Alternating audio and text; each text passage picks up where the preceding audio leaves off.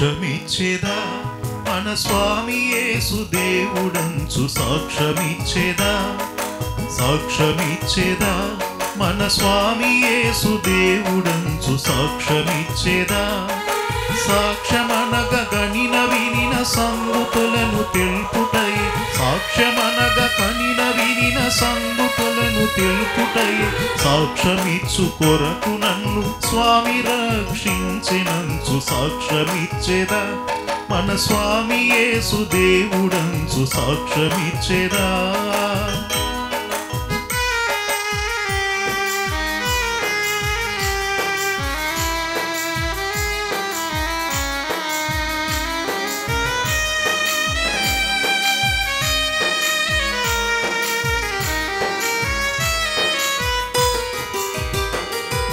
దిక్కుదెసయులేని నన్ను దేవుడెంతో కనికరించి దిక్కుదెసయులేని నన్ను దేవుడెంతో కనికరించి మక్కువతో నాకు నెట్లు మనశ్శాంతినిచ్చినాడు సాక్ష్యమిచ్చేదా మన స్వామి యేసు దేవుడంచు సాక్ష్యమిచ్చేదా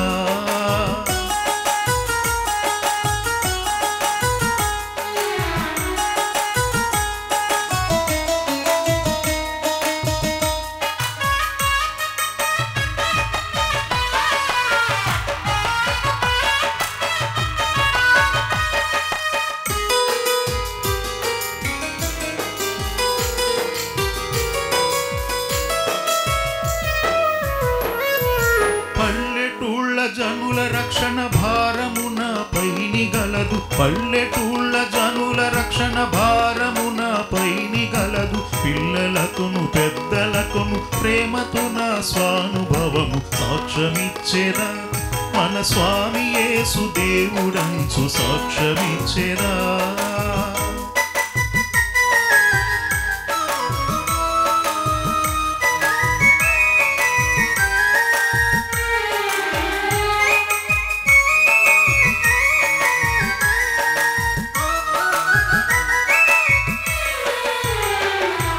బోధ చేయలేను వాదములకు బోను నాకదేల బోధ చేయలేను వాదములకు బోను నాకదేల నాదుడేసు ప్రభును గూర్చి నాకు తెలిసినంత వరకు సాక్ష్యమిచ్చేదా మన స్వామి యేసు దేవుడనుచు సాక్ష్యమిచ్చేదా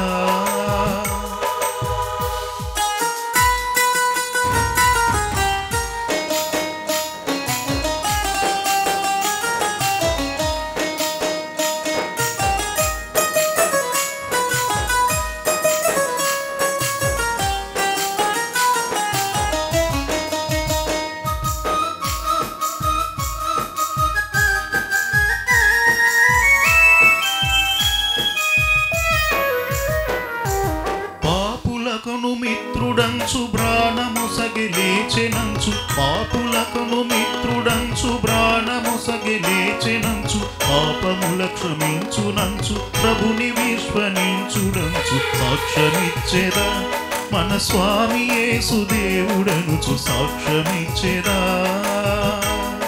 నా అనుభవం సాక్ష్యమిచ్చేదా నాడు నేడు అనే కార్యక్రమం గురించి ఈ రోజున 74వ ఎపిసోడ్లో 74వ మాట్లాడే మాటను నా 59 ఏళ్ల అనుభవంలో 333 మంది నాకు మాట సపోర్ట్ చేసిన వారిని గురించి మొదటి పార్ట్లో దేవుని వాక్యం తెలుసుకున్న 7గురు మాట్లాడే 7 మాటల గురించి రెండవ పార్ట్లో దేవుని వాక్యం తెలియనప్పుడు 7 రకాల కష్టఫలాల గురించి నా అనుభవ సాక్ష్యాల గురించి అలాగే మూడవ పార్ట్లో దేవుని వాక్యం తెలుసుకున్న నేను 7 మాటలతో 7 రకాలుగా దేవునికి స్తుతి స్తోత్రం చెల్లించడం గురించి బైబిల్ గ్రంథంలోంచి 66 గ్రంథంలో ఉన్న పాత నిబంధనలో 39 గ్రంథంలో నుండి 333 స్తుతించే వాక్యముల గురించి అలాగే పత్రిక పాఠ్యంలో 23 గ్రంథంలో ఉన్న 333 మహిమపరిచే వాక్యముల గురించి స్వార్థ పాఠ్యంలో 4 గ్రంథంలో ఉన్న 333 గణపరిచే వాక్యముల గురించి నా అనుభవం సాక్ష్యం ఇచ్చేదా నాడు నేడు అనే కార్యక్రమంలో 1000 స్తోత్రం చెల్లించుటకు గాను ప్రతిరోజు సాయంత్రం 7 గంటల నుంచి 7 గంటల 30 నిమిషాల వరకు మోక్ష మార్గం టీవీ ఛానల్లోను యూట్యూబ్ ఛానల్లోను ఈ కార్యక్రమం ప్రసారం చేయడం జరుగుతుంది.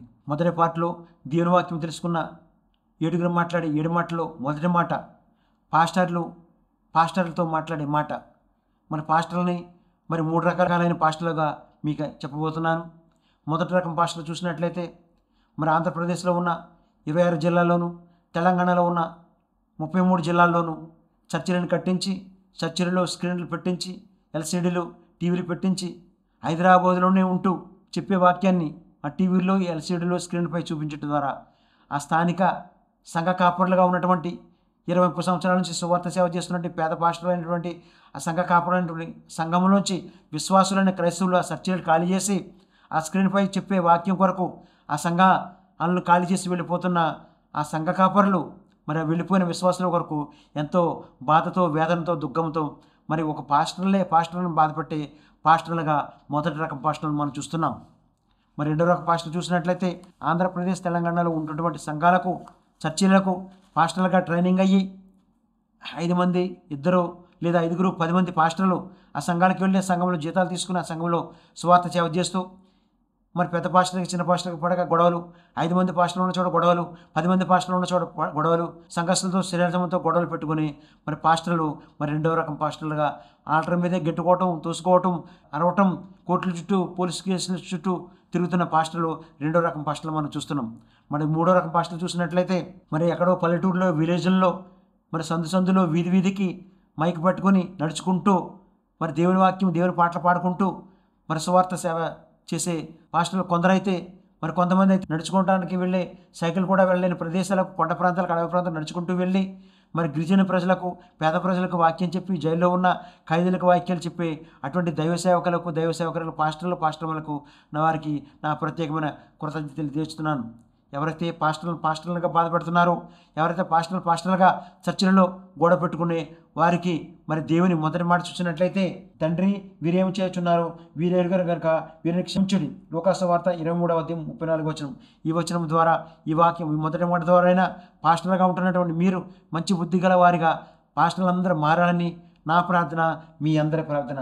రెండో మాటను ట్రెజరర్, పీసీసీ సంఘ పెద్దలు మాట్లాడే మాట చూసినట్లయితే వారి సంఘములో మరి ఎంతో మంచి భక్తిపరులుగా, పుణ్యాత్ములుగా, ధర్మాత్ములుగా, చాలా మంచి భక్తిపరులుగా సంఘములు అందరికీ కనిపిస్తారు. వారింట్లో చూసినట్లయితే తల్లిని, తండ్రిని, అత్తను, మావయ్యను, అన్నావదిలను, అక్కాబావలను, బంధువులను, రక్త సంబంధులను వారి మాటలతో మనసు బాధ కలిగించటం, గృహహింస పెట్టడం, వారి మాటలతో ప్రతిరోజు కూడా దుఃఖము కలిగించే మరి అటువంటి బుద్ధి లేని మరి క్రైస్తవులకు దేవుని రెండవ మాట చూసినట్లయితే, నేడు నీవు నాతో కూడా పరదేశంలో ఉందో అని నిశ్చయంగా నీతో చెప్పుచున్నాను. లోకాసు వార్త 23:43. ఈ మాట ద్వారా అయినా మరి క్రైస్తవులుగా మంచి బుద్ధి గలవారిగా మారాలని నా ప్రార్థన, మీ అందరి ప్రార్థన. మూడో మాటను శ్రీల సమాజం మాట్లాడే మాట చూసినట్లయితే వారి సంఘంలో శ్రీల సమాజంగా, ప్రెసిడెంట్గా, ట్రెజరర్గా మరి ఎంతో భక్తిపరులుగా, మరి వాక్యం చెప్పేవారుగా, వాక్యం చదివేవారుగా, ఎంతో ప్రార్థన పరులుగా, చాలా భక్తిపరులుగా, పాస్టర్లు అంటే చాలా భయం భక్తితో ఉండేలాగా, ధర్మాత్ములుగా, పుణ్యాత్ములుగా సంఘములు అందరికీ కనిపిస్తారు. కానీ వారింట్లో చూసినట్లయితే వృద్ధులైన తల్లిని, తండ్రిని, అత్తను, మామను, అన్నావదులను, భర్తను, కొడుకుని వారి మాటలతో మనసు బాధ కలిగించటం, గృహహింస పెట్టడం, వారి మాటలతో దుఃఖము కలిగించే బుద్ధి లేని క్రైస్తవులకు దేవుని మూడో మాట చూసినట్లయితే, అమ్మ ఇదిగో నీ కుమారుడు అని తన తల్లితో చెప్పిన యోహాను సువార్త 19:26. ఈ మాట ద్వారా అయినా మంచి బుద్ధి గల వారిగా మారాలని నా ప్రార్థన, మీ అందరి ప్రార్థన. నాలుగో మాటను మరి చర్చిలో ఉన్న కోయర్ కానీ, మరి సంగీత బృందం కానీ, కెమెరామెన్లు కానీ మరి వారి సంఘంలో చూసినట్లయితే ఎంతో మంచి పాటలు పాడేవారిగా, మంచి స్వరం గలవారిగా, మంచి ముచికమానిగా, మంచి కెమెరామెన్లుగా వారి సంఘంలో అందరికీ కనిపిస్తారు. వారింట్లో మాత్రం కొడుకు పిల్లల్ని, కూతురి పిల్లల్ని, ఆడపడుచు పిల్లల్ని, తోడుకోడల పిల్లల్ని, అక్క పిల్లల్ని, చెల్లెలి పిల్లల్ని వారి మాటలతో పిల్లలనే మనసు బాధ కలిగించడం, గృహహింస పెట్టడం, వారి మాటలతో పిల్లల్ని దుఃఖము కలిగించే అటువంటి బుద్ధి లేని క్రైస్తవులకు దేవుని నాలుగో మాట చూసినట్లయితే, ఏలి ఏలి లామా సబక్త, నా దేవా నా దేవా నన్నెందుకు చేయి విడిచితివి. మత్తయి సువార్త 27:46. ఈ మాట ద్వారా అయినా మంచి బుద్ధి గల వారిగా మారాలని నా ప్రార్థన, మీ అందరి ప్రార్థన. ఐదో మాటను ఇంట్లో మాట్లాడే మాట చూసినట్లయితే మరి యవనస్తులు సంఘములో ఎంత బైబిల్ చదివేవారుగా, వాక్యం చెప్పేవారుగా, ఎంతో భక్తితో ప్రార్థన చేసేవారుగా, మరి మంచి టీచర్స్గా, సండే స్కూల్ టీచర్స్గా ఎంతోమంది మరి సంఘంలో వారందరికీ కనిపిస్తారు. కానీ వారి తల్లిదండ్రులు మరి కూతురు ఏజ్ పెరిగిపోతుంది, లావు పెరిగిపోతుందని ఎంతో దుఃఖంతో, వేదనతో, అలాగే మరి కొడుకు మరి ఏజ్ పెరిగిపోతుంది, లావు పెరిగిపోతున్నాడు, తల వెంట్రుకలన్నా ఊడిపోయి బట్టబూరు అయిపోతుంది అని తల్లిదండ్రులు మరి పెళ్లి చుట్టారకాలు తెస్తూ ఉంటుంటే మరి తెచ్చిన చుట్టారకాలు అన్నీ కూడా చెడగొట్టే మరి అమ్మాయిలు ఈ రోజుల్లో మరి అనేక మంది ఉన్నారు. ఎందుకు చెడగొడుతున్నారంటే అమ్మాయిలు వేరే అబ్బాయిని ప్రేమించడం ద్వారా తల్లిదండ్రులు తెచ్చి చుట్టారకాలను చెడగొట్టే మరి తల్లిదండ్రులను బాధపెట్టి దుఃఖపరిచే మోసపరిచే అమ్మాయిలు ఈ రోజుల్లో అనేక మంది అమ్మాయిలు మనం చూస్తున్నాం. అలాగే అబ్బాయిలు చూసినట్లయితే తల్లిదండ్రుల మాట వినకుండా తల్లిదండ్రులను ఎదిరించి మరి వాళ్ళ ఇష్టానుసారంగా లోకానుసారమైన మరి డ్రింక్ చేయటము, అలాగే లోకానుసారమైన అనేక రకాలుగా తిరగటం మరి అబ్బాయిలు వాళ్ళ తల్లిదండ్రులను బాధపెట్టి అటువంటి అబ్బాయిలకు తల్లిదండ్రులను మోసపరిచి అమ్మాయిలకు పెళ్లి చుట్టారకాలు తెచ్చినా కానీ పెళ్లి చేసుకోకుండా వేరే అబ్బాయిని ప్రేమించి మరి తల్లిదండ్రులను దుఃఖము కలిగించి బాధపరిచే అమ్మాయిలకు మరి దేవుని 5వ మాట చూసినట్లయితే నేను తప్పికొనుచున్నాను. యోహాను సువార్త 19వ అధ్యాయం 28వ వచనం. ఈ మాట ద్వారా అయినా మంచి బుద్ధిగల అమ్మాయిలుగా అబ్బాయిలుగా మారతారని నా ప్రార్థన, మీ అందరి ప్రార్థన. మరి 6వ మాట చూసినట్లయితే సంఘములో సంఘస్థులుగా వారు మాట్లాడే మాట చూసినట్లయితే అందరికంటే ముందుగా వచ్చి చర్చలో కూర్చుంటారు. మరి అందరికంటే పాటలు చాలా మంచిగా పాడతారు, బైబిల్ వాక్యాలు చదువుతారు, ప్రార్థన చేస్తారు. మన సంఘంలో అందరికంటే మంచిగా దశమ భాగములు ఇస్తారు, కృతజ్ఞత కానుకలు ఇస్తారు. మరి బిల్చీలు కానీ మైకిలు కానీ ఏదైనా స్పాన్సర్ కావాలంటే వెంటనే చేస్తారు. దేనికైనా కానీ ముందుగానే స్పందిస్తారు. కానీ వారి ఇంట్లో చూసినట్లయితే భర్తను, కూతుర్ని, కొడుకుని, బంధువుల్ని, మనవల్ని, మనవరాల్ని, అన్నావదులను, తోడుకోవాలని, ఆడపడుచుల్ని వారి మాటలతో బాధ కలిగించటం, గృహహింస పెట్టడం, వారి మాటలతో దుఃఖము కలిగించటం. అటువంటి బుద్ధి లేని క్రైస్తవులకు దేవుని 6వ మాట ఏమిటంటే సమాప్తమైనది. యోహాను సువార్త 19వ అధ్యాయం 30వ వచనం. ఈ మాట ద్వారా అయినా బుద్ధిగల మరి క్రైస్తవులుగా మారతారని నా ప్రార్థన, మీ అందరి ప్రార్థన. 7వ మాట చూసినట్లయితే క్రైస్తవులుగా మన పాస్టర్లతో, మన బంధువులతో, గృహంలో ఉన్నవారితో మాట్లాడే మాటలు చూసినట్లయితే ఆ రోజుల్లో మరి 50 ఏళ్లకు పూర్వము క్రైస్తవులుగా మరి వృద్ధులైన, వితండ్రులైన, వికలాంగులైన వారిని మరి కోడలు ఉన్నటువంటి ఆమె వారి ఇంట్లో చూడకుండా, భోజనం పెట్టకుండా, సరైన పోషణ చేయకుండా వాళ్ళని తీసుకెళ్లి కోడలని ఆమె మరి అనాథాశ్రమంలో పెట్టడం జరిగేది.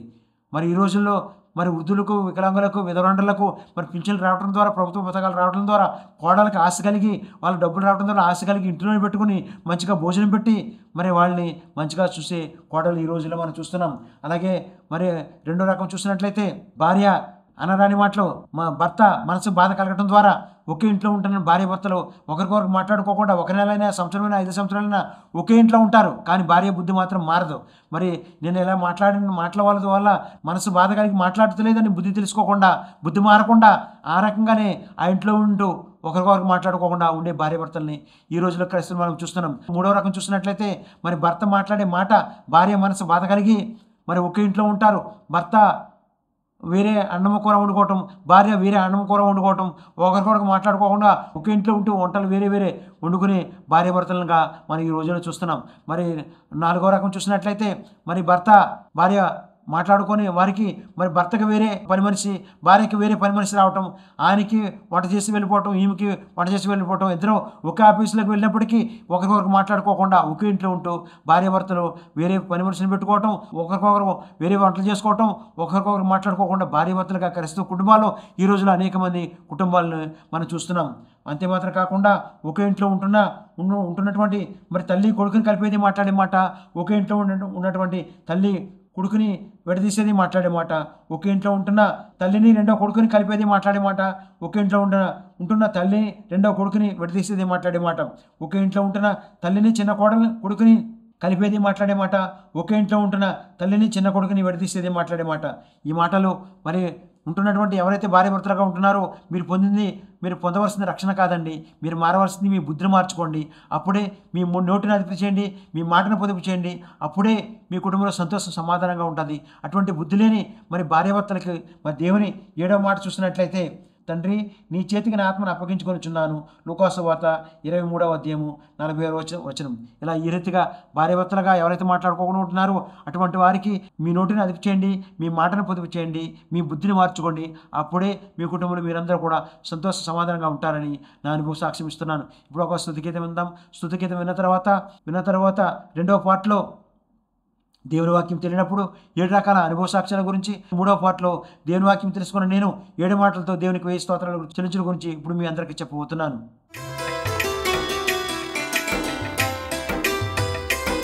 దేవునికి స్తోత్రము గానము చేయుటయే మంచిది.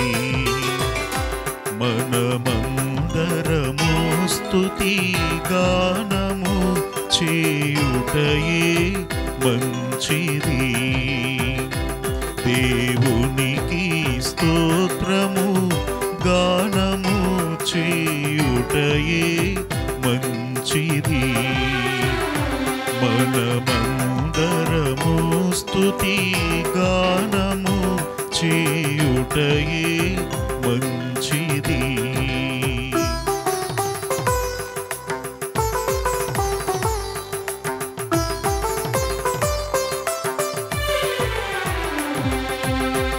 యెరూషలేము యెహోవాయే కట్టుచున్నవాడని.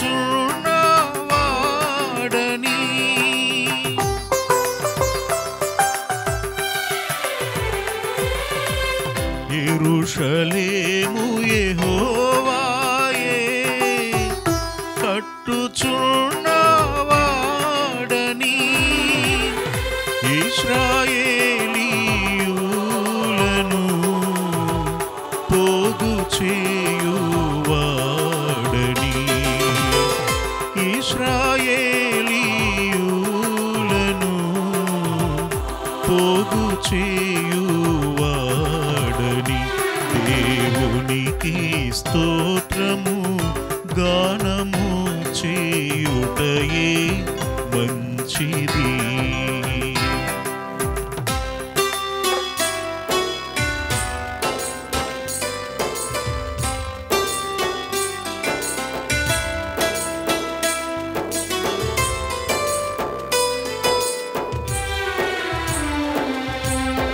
గుండె చెదరిన వారిని బాగు చేయువాడని.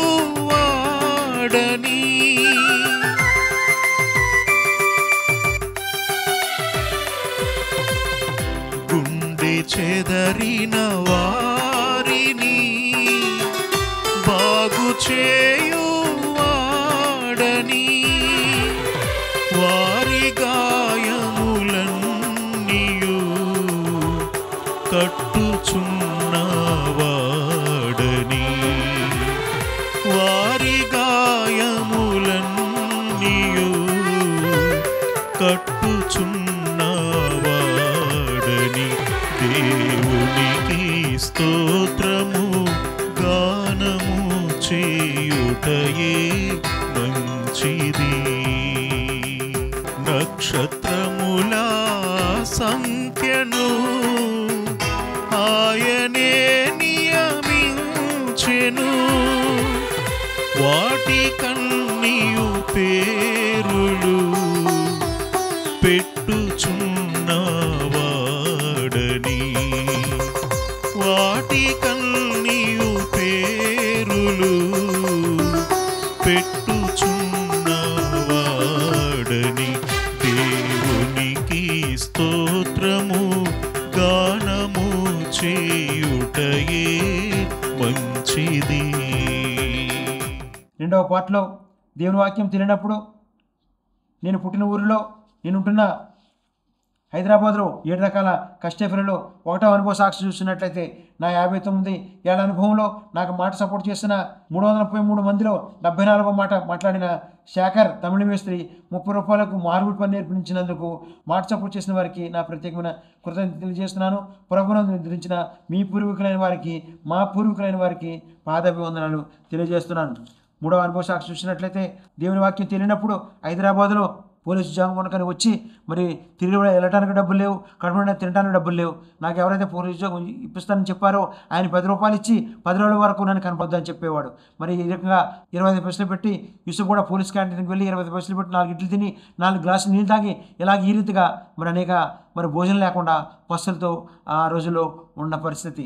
మరి 4వ అనుభవ సాక్షి చూసినట్లయితే హైదరాబాద్లో 7 ఏళ్ళుగా ఆర్థిక సమస్యలు చూసినట్లయితే మరి సరైన ఉద్యోగం లేనప్పుడు మరి రూమ్ కిరాయి కట్టడానికి అలాగే పిల్లల ఫీజులు కట్టడానికి పండుగలు వస్తే బట్టలు కొనడానికి డబ్బులు లేక 100 రూపాయలు తీసుకున్న వడ్డే, 200 తీసుకున్న వడ్డే, 500 తీసుకున్న వడ్డే, 1000 రూపాయలు తీసుకున్న వడ్డే, ఇలా మాటిమాటికి ప్రతి మరి వారం వారం ప్రతి నెల నెల వడ్డీలు కట్టే అటువంటి పరిస్థితులు ఆ రోజుల్లో ఉండటం జరిగింది. 5వ అనుభవ సాక్షి చూసినట్లయితే మరి హైదరాబాద్లో పని లేక తిరుగుతున్నప్పుడు ఇందిరానగర్లో ఉన్నటువంటి లేబర్ అడ్డ పని నిలబడినప్పుడు డోలుపూర్ రాయి పనికి ఒక ఆయన మేస్త్రి వచ్చి 30 రూపాయల కూలి పనికి తీసుకెళ్ళినప్పుడు ఆ పనికి వెళ్ళినప్పుడు ఆ పని చేస్తుండగా నాకంటే సీనియర్ మేస్త్రులు వాళ్ళకంటే పని నేర్చుకుంటాను, వాళ్ళకంటే నాకు కూలి ఎక్కువ వస్తుందని నన్ను తీసుకెళ్ళి అన్నమంతా తినేసి అన్న బాక్స్లో మరి ఇసుక కంకర మరి సిమెంటు మరి కుక్క వేసిన లీటరు పేడ అటువంటి పెట్టి ఆ బాక్సులు ఉంచేవారు. నేను భోజనం చేద్దాం చేయకడుకునేసరికి ఆ భోజనం ఉండేది కాదు.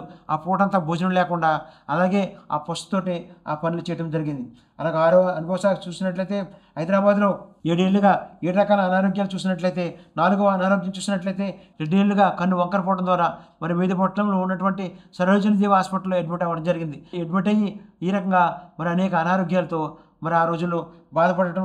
హైదరాబాద్లో నేను 7 ఏళ్ళుగా ఇటువంటి అనారోగ్యాలతో ఎందుకు బాధపడ్డానంటే క్రైస్తవ స్త్రీతో బ్రాహ్మణ పెళ్లి మంత్రాలు చదివి పెళ్లి చేసుకోవడం జరిగింది. ఆమెను హైదరాబాద్ తీసుకొచ్చిన తర్వాత ఆమె బొట్టు లేనందుకు భర్త చనిపోయిన విధవరాలుగా ఉన్నావు, నువ్వు బొట్టు పెట్టుకుంటే ఒక పుణ్యస్త్రీలుగా ఉంటావని ఆమె తెచ్చిన బైబిల్ నేను కాల్చివేసి మరి ఆమె నుదిటి బొట్టు పెట్టి ఆమె నేను కలిసి క్రైస్తవ స్త్రీని నేను కూడా కలిసి మరి రూపాయి 2 రూపాయలు 5 రూపాయలు 10 రూపాయలు వేసి అనేక దేవుళ్లకు మరి పూజలు చేయడం జరిగింది. ఇలా ఈ రీతిగా మరి భార్య భర్తలుగా ఇద్దరం కూడా మరి పూజలు చేయటం ఇలాగ అనారోగ్యాలతో ఉండటం ఎప్పుడైతే ఈ రకంగా ఉంటున్నామో 1994 సంవత్సరంలో శిలువ దర్శనం ద్వారా దేవుని స్వస్థత దేవుని సంపూర్ణ పొందుకున్న నేను యేసుక్రీస్తు శిలువలో మాట్లాడిన 7 మాటల కంటే ముందుగా నేను తెలుసుకున్నది ఆయన పొందిన శ్రమలు, ఆయన పొందిన గాయాలు చూసినట్లయితే 150 కేజీల బరువు, 15 అడుగుల ఎత్తు, 8 అడుగుల వెడల్పు, 350 మంది సైనికులు, 5480 శరీరంపై గాయాలు, 17 తలలో లోతైన గాయాలు, 17 గంటల సేపు నీరు లేకుండా ఉండటం, 150 వీపైన గాయాలు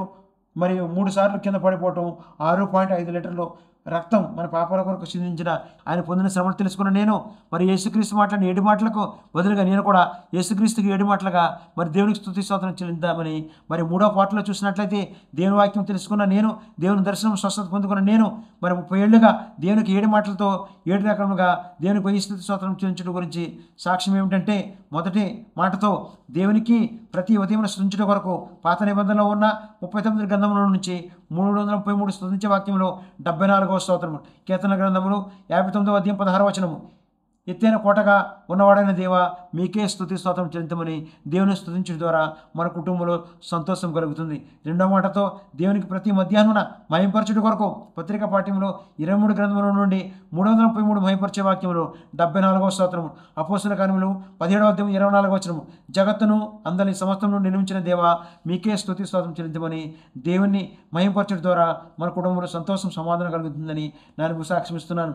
3వ మాటతో దేవునికి ప్రతి సాయంత్రం గణపరచడం కొరకు సువార్త పాఠ్యంలో 4 గ్రంథముల నుండి 333 గణపరిచే వాక్యంలో 74వ స్తోత్రం, లూకాసు వార్త 19వ అధ్యాయం 38వ వచనం, ప్రభు పేరట వచ్చిన రాజు అనే దేవా మీకే స్తుతి స్తోత్రం చెల్లించమని దేవుని స్తుతించడం ద్వారా మన కుటుంబంలో సంతోషం సమాధానము సమృద్ధి కలుగుతుందని నా అనుభవం సాక్ష్యం ఇస్తున్నాను. 4వ మాటతో దేవునికి ప్రతి పరిశుద్ధ దినమున కృతజ్ఞత కానుక ఇచ్చట గురించి నా అనుభవ సాక్ష్యం ఏమిటంటే వారమంతా కూలి పని చేసేవారు 10% ఇవ్వండి, వారమంతా మీ ఇంటికి ఖర్చుల నుంచి కూడా దేవునికి దశమ భాగం ఇవ్వండి, నెలంతా జీతం తీసుకున్న వారు దశమ భాగం ఇవ్వండి, నెలంతా ఇంటి ఖర్చులకు అయ్యే దాంట్లోంచి కూడా దేవుని దశమ భాగం ఇవ్వండి, బాప్తిసం తీసుకున్న సంఘములో ప్రభురాత్రి భోజనం తీసుకున్న సంఘములో మీరు ఈ రకంగా మరి దశభాగం ఇచ్చినట్లయితే మీకున్నట్టు అప్పుల నుండి ఈఎంఐలు కట్టే ఆర్థిక సమస్య నుంచి దేవుడు విడుదల కలిగిస్తాడని నా అనుభవ సాక్ష్యం ఇస్తున్నాను. మరి 5వ అనుభవ సాక్ష్యం దేవునికి ప్రతిరోజు కృతజ్ఞతాస్తుతి చెల్లించడం కొరకు నా అనుభవ క్రైస్తవులకు ఇచ్చిన గొప్ప భాగ్యం ఏంటంటే ప్రతిరోజు మనం స్లీపింగ్ చేసే సమయంలో దేవునికి మనమే అందరి కొరకు మరి దేవుడు చేసిన మేలు కొరకు కృతజ్ఞత స్తుతి చెల్లించాలి. ఈ రోజున పుట్టినరోజు, పెళ్లి రోజు, అలాగే నార్మల్ డెలివరీ ద్వారా ఆడబిడ్డకు మగబిడ్డకు కవలకు జన్మించినందుకు, అలాగే పదవి విరమణ చేసి రిటైర్మెంట్ తీసుకున్న వారి కొరకు, ఈ రోజున హాస్పిటల్లో డిశ్చార్జ్ అయిన వారి కొరకు, అలాగే మరి పాలన వెళ్ళేవారిని, వచ్చేవారిని, డ్రైవర్లను కాపాడినందుకు, ఈ రోజున చిన్నపిల్లలు స్కూల్కి వెళ్ళేవారిని, ఎవరసలు కాలేజీకి వెళ్ళేవారిని, భార్య భర్తలుగా మరి ఉద్యోగాలకు వెళ్ళేవారిని, ఈ రోజున వీసా వచ్చినందుకు, ఉద్యోగాలు వచ్చినందుకు, పిఆర్ వచ్చినందుకు, ఈ రోజున పాలితనకు వెళ్ళి ఇళ్లలో పని మనిషిగా వెళ్ళి డైలీ కూలి పనికి వెళ్ళి పేద క్రైస్తవులుగా ఉంటున్న పేద పాస్టర్ల కొరకు, వృద్ధుల కొరకు, వికలాంగుల కొరకు, రాష్ట్రపతికి, ప్రధానమంత్రులకి, అలాగే గవర్నరు, ముఖ్యమంత్రులు, మరి రాష్ట్ర మంత్రుల వరకు, డాక్టర్లు, నర్సులు, జడ్జీలు, లాయర్లు, పోలీసు అధికారులు, విమానాలు, ట్రైన్లు, బస్సులు, లారీలు, మరి కార్లు ఆటోలు నడిపే వరకు వీరందరి కుటుంబాలు దేవుడు ఈరోజు కాసి కాపాడినందుకు మనమే దేవునికి కృతజ్ఞతాస్తుతులు చెల్లించినట్లయితే దేవుని మన కుటుంబంలో శుభకార్యాలు జరిగిస్తాడని నా అనుభవ సాక్ష్యం ఇస్తున్నాను. మరి 6వ అనుభవ సాక్ష్యం చూసినట్లయితే దేవునికి ప్రతిరోజు సాక్ష్యంతో స్థుతించడం కొరకు నా అనుభవ సాక్ష్యం ఏమిటంటే 74వ ఎపిసోడ్లో 74వ మాటల గురించి, 74వ స్థుతి గురించి, 74వ మహిమపరచుడు గురించి, 74వ గణపరచుడు గురించి, 74వ కృతజ్ఞత కానుకించుడు గురించి, 74వ కృతజ్ఞత స్తుతి చెల్లించుడు గురించి, 74వ సాక్ష్యంతో స్థుతించడం గురించి, 74వ ఏకోజామున విజ్ఞాపన ప్రార్థన గురించి, 74వ కలిపే మాటల గురించి, విడదీసే మాటల గురించి 74వ ఎపిసోడ్లో చెప్పే భాగ్యానికై దేవునికి స్తుతి స్తోత్రం చెల్లించుచున్నాను. మరి 7వ అనుభవ సాక్ష్యము ఏమిటంటే ప్రభు పాదసన్నిధిలో మీరు నేను కలిసి విజ్ఞాపన ప్రార్థన చేయడం ద్వారా నేను ఇప్పుడు చెప్పి ఇవన్నీ కూడా ఈరోజే ఇప్పుడే ఈ క్షణంలోనే దేవుడు అద్భుత కార్యాలు జరిగించబోతున్నాడు. ఎన్నో ఏళ్ళుగా పూరి గుడిసెలో అద్దెంటిలో పాలితనం పని మనిషిగా ఉన్నవారి వరకు, ఎన్ని ఏళ్ళుగా వాచ్మెన్లుగా డైలీ కూలి పనికి వెళ్ళేవారి, చదువుకునే స్తోమత రాని వారి కొరకు, ఎన్నేళ్లుగా వేషాలు రాక ఉద్యోగాలు రాక పేరు రాని వారి కొరకు, జీతాలు రాని వారి కొరకు, ఎన్నేళ్లుగా అప్పులు ఈఎంఐలు స్థలం అమ్ముడుపోక అనారోగ్యాలతో బాధపడుతున్న వారి కొరకు, ఎన్నో ఏళ్లుగా భార్య భర్తలు విడిపోయి కోర్టు చుట్టూ తిరుగుతున్న వారి వరకు, ఎన్నో ఏళ్లుగా దీర్ఘకాలికంగా అనారోగ్యాలతో మందులు వాడిన అనారోగ్యాలకు తగిన వారి వరకు, ఎన్నో ఏళ్లుగా అత్త మామయ్య కోడల్ని గృహహింస పెట్టే వారి కొరకు, ఎన్ని ఏళ్ళుగా కోడలు అత్తమామను దుఃఖము కలిగించే వారి కొరకు మీరు నేను కలిసి ప్రార్థన చేద్దాం. మహాపరిశుద్ధుడు ప్రేమ కలిగిన మా ప్రియ పరలోకపు తండ్రి, మీ ఘనమైన మీ ప్రశస్తమైన బంగారు పాదాలకు లెక్కలేని స్తుతి స్తోత్రాలు చెంచుకుంటున్నాను తండ్రి. ఇద్దరు ప్రభు 74వ ఎపిసోడ్ చెప్పే భాగ్యానికే స్తోత్రాలు చెంచుకుంటున్నాను తండ్రి. ఈ రోజున మరి పుట్టినరోజు పెళ్లి రోజులు అలాగే తండ్రి నాయన ప్రభు వివాహం జరిగిన వారి కొరకు, గృహప్రవేశాలు జరుపుకున్న వారి కొరకు మీరు నేను ప్రభావాన్ని దీవించి ఆశీర్వదించండి. మీ దయలో కాపుదల కాసు కాబట్టి ఆయన ఈ రోజే ప్రభావ హాస్పిటల్లో డిశ్చార్జ్ అయిన వారి కొరకు మందులు వాడుతుండగా ఆ మందుల ద్వారా ఇంకా మీ సంపూర్ణ స్వస్థాన్ని కనిగించండి. అలాగే ఈరోజు ఉద్యోగాలు ప్రభావ అలాగే పిఆర్లు మీరు దయచేసినందుకు స్తోత్రాలు చెంచుకుంటున్నాను తండ్రి. అలాగే వివాహాలు జరగని కొరకు ఈరోజు వివాహాలు మరి కుదిర్చినందుకు స్తోత్రాలు చెంచుకుంటున్నాను తండ్రి. మీ దయలో మీ కాపుదల్లో కాసు కాపాడిని ఎవరైతే ప్రార్థన ఏకీపిస్తున్నారో అడుగుతున్నారో మీ పదశాలను అడిగినవన్నీ కూడా ప్రభా ఈరోజు మీరు దయచేసి వారి కుటుంబాలు ఈరోజే మీరు శుభకార్యాలు జరిగిస్తున్నందుకు మీకు లెక్కలేని స్తుతి స్తోత్రాలు చెల్లించుకుంటూ వారి కుటుంబాల్లో మీరు చేసిన మీరు ఉపకారాలు నేను కృతజ్ఞత చెల్లించుచుండగా మీ మేడని దీవుల ఆశీర్వాదాలు కుమారించవలసిందిగా మా ప్రభును మీ ప్రియకమును యేసుక్రీస్తు నామములో ప్రార్థించి స్తుతించి పెట్టుకుంటున్నాను పరమ తండ్రి. Amen amen amen. దేవునికి స్తుతి స్తోత్రం చెంచున్నాను. ఈ రోజున 74వ ఎపిసోడ్ చెప్పే భాగ్యానికై దేవునికి స్తుతి స్తోత్రములు చూసిన మీ అందరికీ మరొకసారి నా ప్రత్యేకమైన కృతజ్ఞత తెలియజేస్తూ ఈ 74వ ఎపిసోడ్ మాటలను ముగిస్తున్నాను. Amen amen amen.